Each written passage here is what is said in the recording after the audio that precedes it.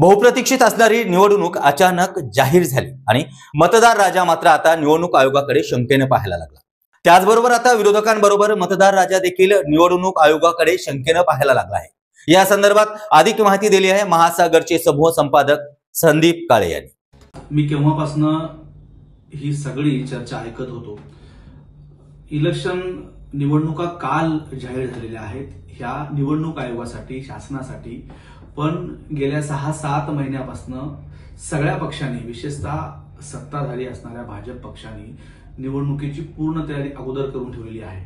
आणि ही निवडणूक म्हणजे आता नगरपालिकेची निवडणूक असू द्या किंवा जिल्हा परिषदेची निवडणूक असू द्या, या संपूर्ण निवडणूक ही भाजपाभोवती फिरणार आहे। त्याचं कारण त्यांचं असलेलं बारकाईचं मायक्रो प्लॅनिंग, त्यांच्याकडे असलेली सत्ता आणि पैशाचे सगळे जुळवाजुळव केलेले समीकरण हे पूर्ण भाजपाभोवती आहेत।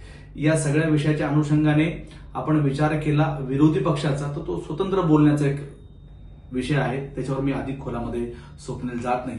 पण एक मला या निमित्ताने सांगायचं आहे, ही निवडणूक अत्यंत अवघड स्वरूपातली आहे, ती सर्वसामान्य माणसाच्या दृष्टीने। ती कशी हे अगदी मी थोडक्यात तुम्हाला सांगतो। आता चर्चेमध्ये जे अनेक वेगवेगळे मुद्दे आले आहेत, त्या मुद्द्याच्या थोडंसं मुद्द्याचं विसंगती होईल, पण ही गोष्ट फॅक्ट खरी आहे की आज महाराष्ट्रामध्ये असलेली स्थिती फारशी चांगली नाहीये। म्हणजे शेतकऱ्यांची दिवाळी अंधारामध्ये गेली, शेतकऱ्याचं पॅकेज घोषित झालं होतं, ते प्रत्यक्षामध्ये घोषित एक झालं, शेतकऱ्यापर्यंत पोहोचलं वेगळं, अनेकांच्या अकाउंटला 1 रुपये 2 रुपये अशी रक्कम गेली। हा सगळा थट्टेचा आणि चेष्टेचा विषय आहे। त्यामध्ये सरकारही काही करू शकत नाही अशी परिस्थिती यासाठी आहे की तिजोरीमध्ये पैसा नाहीये। म्हणजे मी गावाकडे गेलो होतो, गावामध्ये माझ्या घरामध्ये काम करणाऱ्या महिलेनी माझ्या आईला सांगितलं की मी सोन्याचं डोरलं घेतलेलं आहे लाडकी बहीण योजनेच्या पैशामधनं। आणि जेव्हा मी त्या सोनाराकडे गेलो तेव्हा अनेक महिलांनी त्याच्या सोन्याचा व्यापार अधिक गतीने कसे वाढवला होता लाडकी बहीणच्या माध्यमातून, याचं उदाहरण मला पाहायला मिळालं। गावात शेतामध्ये काम करायला माणूस मिळत नाही आणि दुसरीकडे शासनाच्या तिजोरीमध्ये पूर्णतः खडखडाट आहे। आज पुढच्या महिन्यामध्ये कर्मचाऱ्यांचे पगार कसे करायचे इथपासून सरकारचे अनेक वेगवेगळे विषय आहेत ज्यावर तुम्ही आम्ही काहीही तोडगा काढू शकत नाही, किंबहुना सरकार पण तोडगा काढू शकत नाही। अशा परिस्थितीमध्ये म्हणजे वर आसमानी संकट आहे, खाली सुलतानी संकट आहे।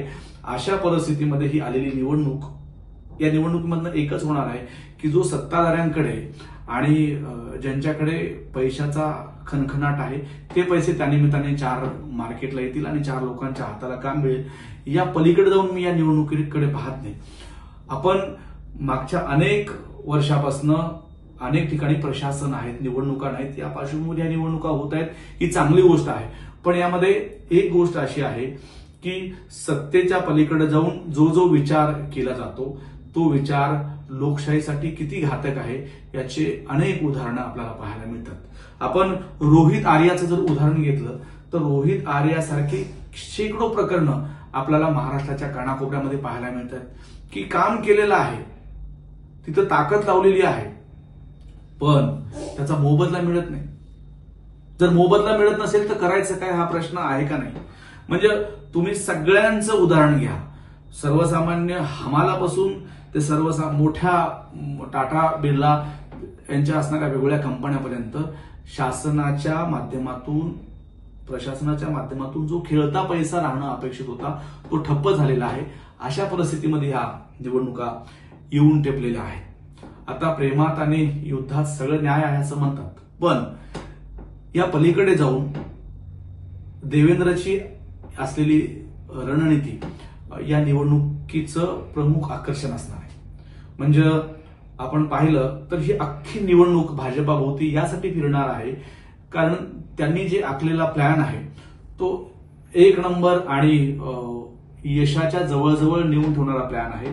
मी गेल्या 5 महिन्यापासून या निवडणुकीवर बारकाईने लक्ष ठेवून आहे, तेव्हा माझ्या एकच गोष्ट लक्षामध्ये येते की निवडणूक जिंकायची असते, मग ती पैशाने जिंकायची, साम दंड वापरून जिंकायची, तो आपला भाग आहे। या सगळ्या परिस्थितीमध्ये जेव्हा आपण एखाद्या विषयाच्या अनुषंगाने पुढे येतो तेव्हा एकच गोष्ट महत्वाची असते, ती म्हणजे आपल्याला इलेक्शन्स जिंकायचं आहे। कुठल्या परिस्थितीमध्ये ती तयारी भाजपाने केली। आता तुम्ही जर विरोधी पक्षाचं स्वप्नील विचारत असाल तर विरोधी पक्षाचा विषय एकच आहे, तो म्हणजे की त्यांनी झोपेचं जे सोंग घेऊन ते झोपलेले आहेत त्यांनी उठलं पाहिजे, कामाला लागलं पाहिजे. म्हणजे कुठं आहे काँग्रेस, कुठं आहे शरद पवारांची राष्ट्रवादी, असा प्रश्न वारंवार विचारायची वेळ यासाठी येते की त्यांनीच त्यांचा स्वतःचा पक्ष संपवलाय अशी परिस्थिती सध्या महाराष्ट्रामध्ये. त्याच्या मी अधिक खोलामध्ये जात नाही.